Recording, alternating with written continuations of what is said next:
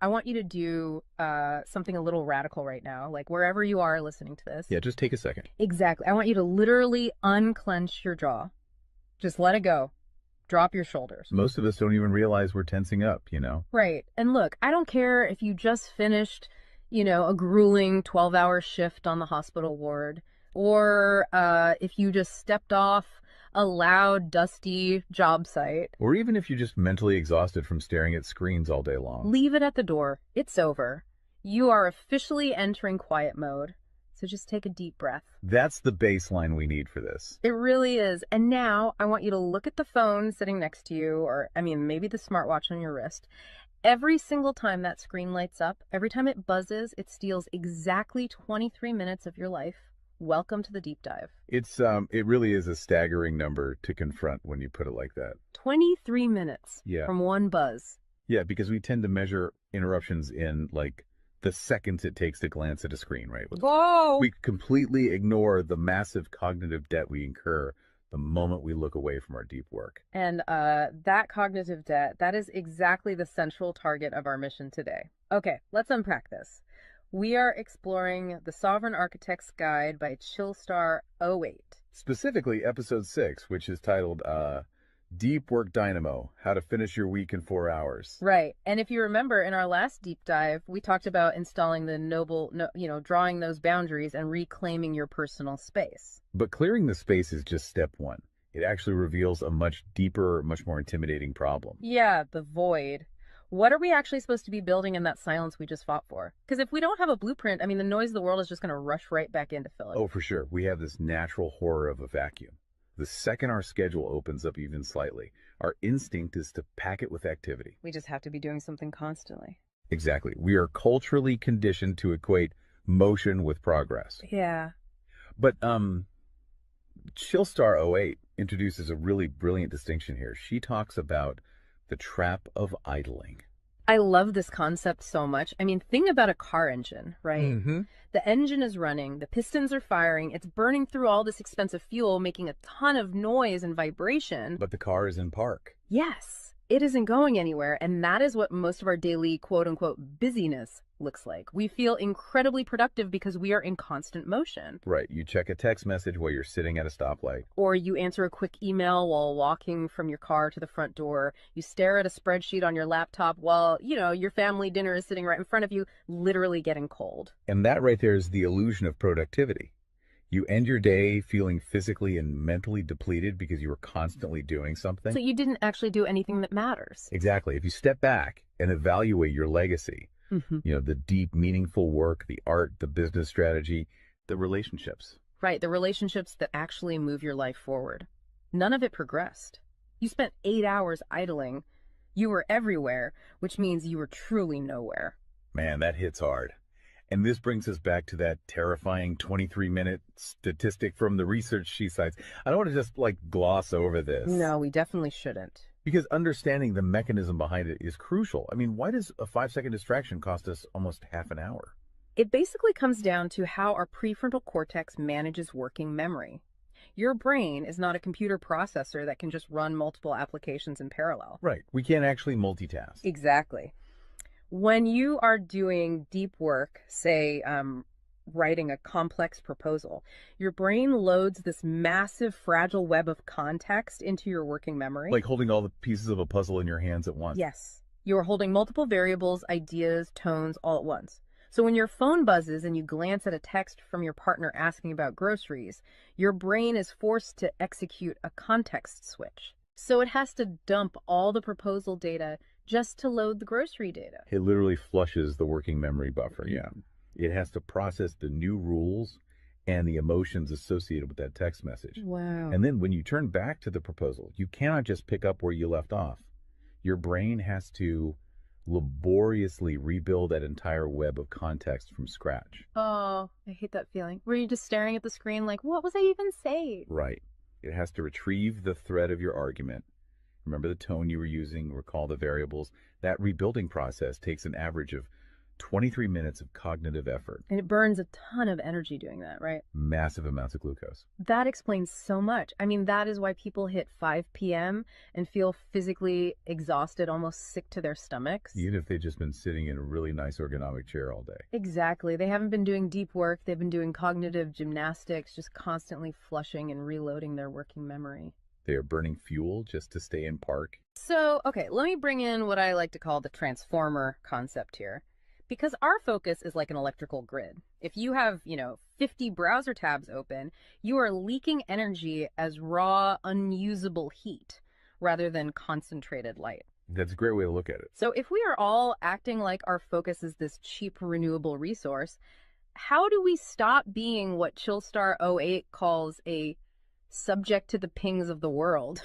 I mean, how do we actually become the architect of our attention? Well, what's fascinating here is how she frames the philosophical shift we need. She says utility does not equal value. Oh, say that again. Utility does not equal value. Right. In the modern workforce, we have been completely conditioned to believe that being constantly available makes us valuable. Like if you answer a Slack message in 3 seconds, you're the hero. Exactly. You are praised as a good worker. Or if you jump on a Zoom call with like 5 minutes notice, you're a team player. But that is just utility. I mean, being highly available makes you a commodity. You're like a human router just passing information back and forth. And routers are easily replaced. True sovereignty, true value comes from being impactful. You simply cannot make a deep, lasting impact if your attention is constantly fractured by the agendas of other people. Yeah, when you operate like that human router, you are spending your finite, precious Mondays executing someone else's script. You're a subject to the pings of the world. Okay, so we know the biology of why this destroys our focus, and we understand the philosophical trap of, trying to be too available. But how do we actually fix the mechanics of our workday? We have to build the deep work dynamo. Right. So think of your attention like water pressure. If you poke 50 tiny holes in a garden hose, open browser tabs, email notifications, group chats. The water just trickles at the end. Exactly. You cannot wash a car with a trickle. You're just making the driveway wet. That's true. So the Dynamo Audit she lays out, it's about putting a high pressure nozzle on that hose. It narrows the opening to create a stream powerful enough to actually blast through the dirt. And the first step in that audit is auditing the physical environment itself. She calls it analyzing your signal-to-noise ratio. Okay, so visualize your workspace right now. She asks you to determine if it is a sanctuary or a transit hub. Let's be honest. Most of us are operating in transit hubs. A transit hub is a place of constant arrival and departure. People walking by, announcements over the loudspeaker, just a blur of motion. Yeah, and you can't build a legacy in a train station. But we need to push past the basic phones are distracting advice, right? Because our listeners already know that. Oh, absolutely. Chillstar '08's rule is much more brutal than that. She says if the phone is even sitting on your desk, even face down, it is acting as a parasite on your cognitive grid. A parasite, just by being in the room. The research supports this entirely, by the way. The mere presence of a smartphone in your visual field, even if it is completely powered off, measurably reduces your cognitive capacity. Because your brain is having to actively expend energy to ignore it, right? Exactly. It is running a background process that just keeps saying, don't check the phone, don't check the phone. That is energy being actively stolen from your primary task. So sovereignty literally begins the moment you physically remove the device from the room, put it in a drawer down the hall. Close the door. Make the physical environment quiet. But okay, let's say you've done that. That doesn't stop your own brain from creating internal noise, right? Like trying to juggle 5 projects at once. How do we fix the internal wiring? That brings us to the second pillar of the audit, which is the batch wiring rule. This directly addresses the danger of switching fatigue, which we touched on with that 23-minute penalty. Right, the cognitive glucose burn. Yeah. When we attempt to multitask, like writing a creative brief, then pausing to check inventory levels, then answering 3 customer service emails. And then trying to go back to the brief. Right. We are grinding our mental gears to dust. We are switching between entirely different cognitive states. Because creative writing uses a completely different part of the brain than calculating inventory, obviously. They require entirely different operating frequencies.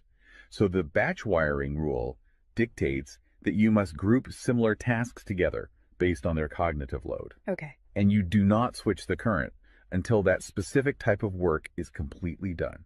You do all your deep analytical thinking in one high voltage And burst. then you save all your reactive administrative stuff for a separate lower voltage block later in the day. Precisely. It's all about staying in one gear. Like if you are driving up a really steep hill, you don't constantly shift between first gear and fifth gear. You lock into the gear that provides the right torque and you just ride it out. That's a perfect analogy. But okay, here's where it gets really interesting. This leads to the third pillar of the audit, and this is where I actually need to seriously push back on the source material a bit. She calls this the zero access window. Ah, yes. This is usually where the resistance starts for people. Because it sounds impossible for a normal person. She says you cannot just plan to be focused, right? You have to legally schedule it. You have to lock in one sovereign hour. Yeah, 1 hour where you are legally dead to the outside world. No boss, no family, no, hey, do you have a second for a quick question? Just you and the blueprint. It's extreme, yes. But let's do a reality check here. I mean, I see how that works for a solo digital entrepreneur or a freelance writer, but what about someone whose literal job description is to be available? Right, like an IT support specialist. Or a floor manager, or a nurse on a ward, or even, a parent at home with a toddler. How do they justify just vanishing? It feels like this advice only applies to a very specific, privileged type of worker. That is the most common and, frankly, the most valid hurdle to this entire system.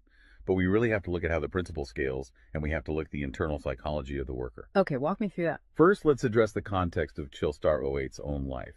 She is not some solitary monk living on a mountain. She is a wife, a mother, and a grandmother. Oh, wow. Okay. Yeah, and she runs a luxury travel agency and a digital marketing business. Her entire professional and personal life is built around communication and client management.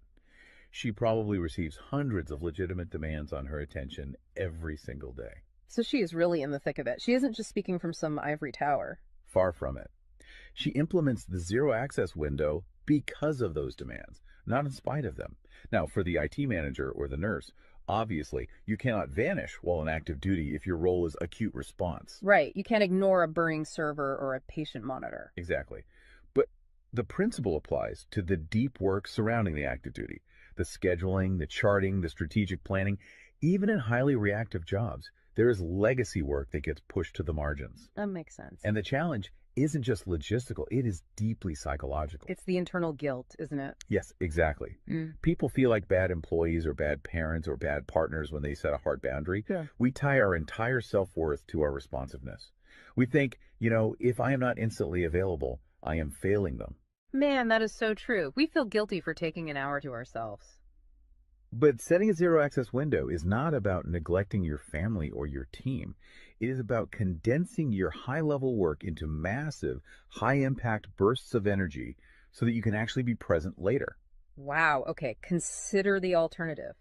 If you don't carve out that absolute focus, you end up giving your family or your team partial fractured attention for 12 hours straight. Exactly. You are physically at the dinner table, but mentally you are drafting an email. Or you are sitting on the floor playing with your kid, but you're checking a Slack notification over their shoulder. You are trading constant low quality availability for scheduled high quality presence. It is entirely about communicating boundaries to protect the quality of the time you do give people. You tell your team, look, I am going offline for 60 minutes to finish this crucial report. If the servers literally catch fire, call this specific emergency number. Otherwise, I will address all questions at 11:00 a.m. Right. You aren't vanishing to hide. You are vanishing to get the work done efficiently so you can actually live your life. Which brings us to the ultimate why behind this entire system. Because once you fight through that guilt, once you build this 4-hour fortress, you have to know what it is all for. It's not just about becoming a hyper-efficient robot. No, because if you use these tools just to do more of your boss's busy work or to take on 3 more stressful projects, you have entirely missed the point. You are just speeding up the treadmill. If we connect this to the bigger picture, the destination we are driving toward is a concept she calls passive magnetism. Okay, break down passive magnetism for us, because it sounds a bit abstract. Think of it as the gravity your work generates when it is undeniably good. Most people operate with active desperation. They are loudly networking, constantly posting, aggressively chasing clients or promotions. Just relying on sheer volume to get noticed. Right.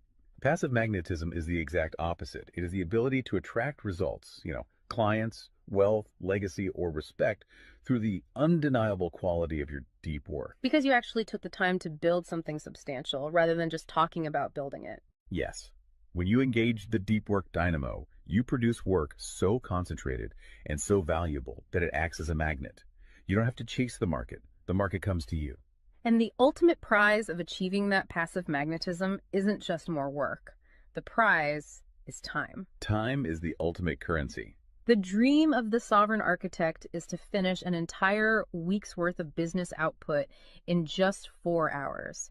You do this high voltage work often while the rest of the world is literally still hitting the snooze button. You free up the remaining hours so you can go be a traveler, so you can be a creative. So you can be a fully engaged grandparent like Chillstar 08. Exactly. She frames it beautifully in the source text. She says, we wire for silent so we can live in volume. Oh, I love that. We embrace the discipline of the quiet fortress so that our actual lives can be loud, vibrant, and fully experienced. We are finally taking control of the dial. But, making that shift from a frantic, reactive employee to a calm, sovereign creator requires a massive shift in identity. You have to tune your mind before you sit down to do the work. It is really difficult to just sit down at a desk and instantly command your brain to perform deep work, right? Especially if you've spent the last hour navigating traffic and listening to the news. You need a transition ritual to cross that threshold. And Chillstar 08 provides something for this transition called the Chillstar's Creed. It is designed to be a grounding frequency. It really centers you. Yeah, so I want you, the listener, to use this. I want you to imagine a slow, steady heartbeat in the background. Just a deep, resonant 528 hertz frequency. Just let the frequency of these words settle into your mind before you initiate your deep work. Ready? Take it in. I am grounded in peace. I am reaching for my stars.